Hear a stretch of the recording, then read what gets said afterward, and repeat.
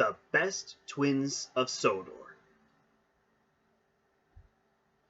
Sir Topham Hatt is proud of all of his engines, no matter if they're tank engines, tenor engines, diesels, electrics, or any other.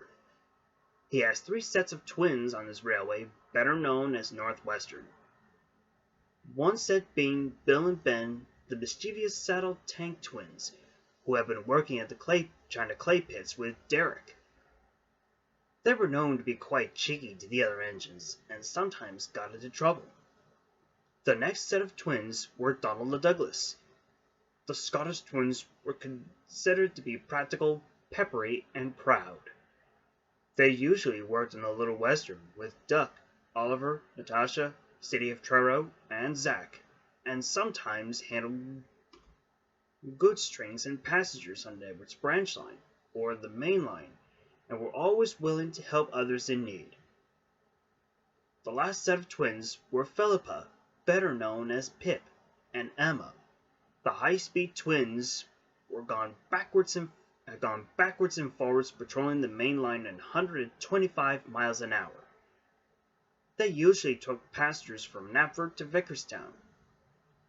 It came as a surprise to many of the other Northwestern engines that until recently, Bill, Ben, Donald, Douglas, Pip, and Emma had never worked together. One glorious morning, Donald and Douglas were called to the harbor by Sir Topham Hatt. Oliver was nearby, having just received his orders for the day. "Donald and Douglas," boomed Sir Topham Hatt, "I have an important assignment for you two. Derek has been taken ill. He was meant to help Bill and Ben with an important shipment of clay, which needs to be brought to the docks before sundown. Can I rely on you two to help Bill and Ben with the job?" "Oh, we'll do our best, sir," said Donald. "Excellent," smiled Sir Topham Hatt. "Just what I want to hear." "But what about our job, sir?" asked Douglas worriedly. "I have asked Pip and Emma to take your place while you two are away," replied Sir Topham Hatt. "So don't let me down." He turned and walked back into his car, which drove out of the harbor. "You two are going to be in for a great time," grumbled Oliver, "while Pip and Emma come to take your places." "Why did you say that?" asked the Scottish twins. "Some engines don't know how to handle Bill and Ben," said Oliver. "Duck used to call them the bees because they were terrors when they start buzzing around." "I'm sure we'd have no problem," said Douglas confidently. "Come on, Donny. Let's show those two who the best Twins of Sodor are." He hurried away. A rather nervous Donald followed behind. When the Scottish twins were gone, Pip and Emma arrived at Osborne.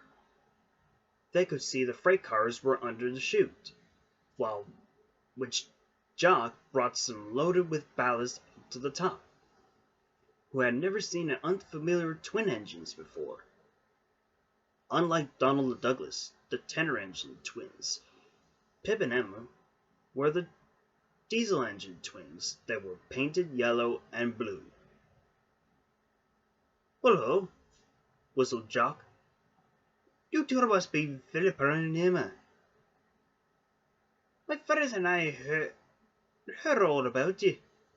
Name's Jock." "You can call me Pip," said Pip. "But we never heaved and hauled any cars since my sister didn't want to take them to Knapford Harbor on Thomas's branch line, while Lady and I were repaired ones," added Emma. Pip was cross. She didn't like to be reminded of her incident. "Pum!" she sniffed. Just then, Duck arrived. He was surprised to see the twins at the junction. "You two are here? On my branch line?" stuttered Duck. "I don't believe it. I mean, since Douglas and Donald were..." We know," giggled Pip and Emma. We were assigned to help and will never let Sir Topham Hatt down.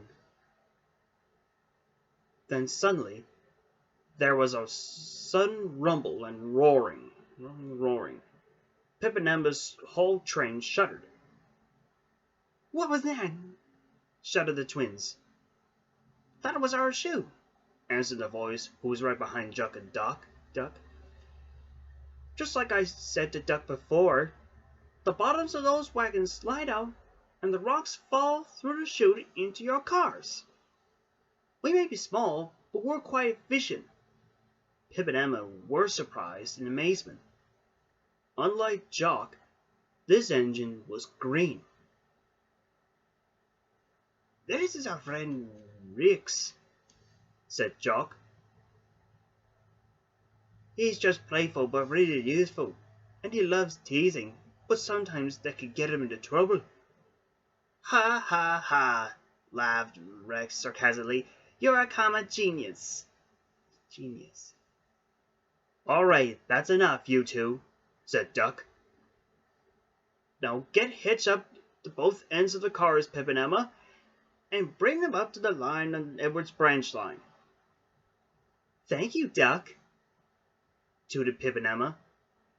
So the twins coupled back to back with the cars between them, and they set to work at once. "Good luck, you two," whistled the engines. The twins tooted back as they left the junction and headed for Edward's line.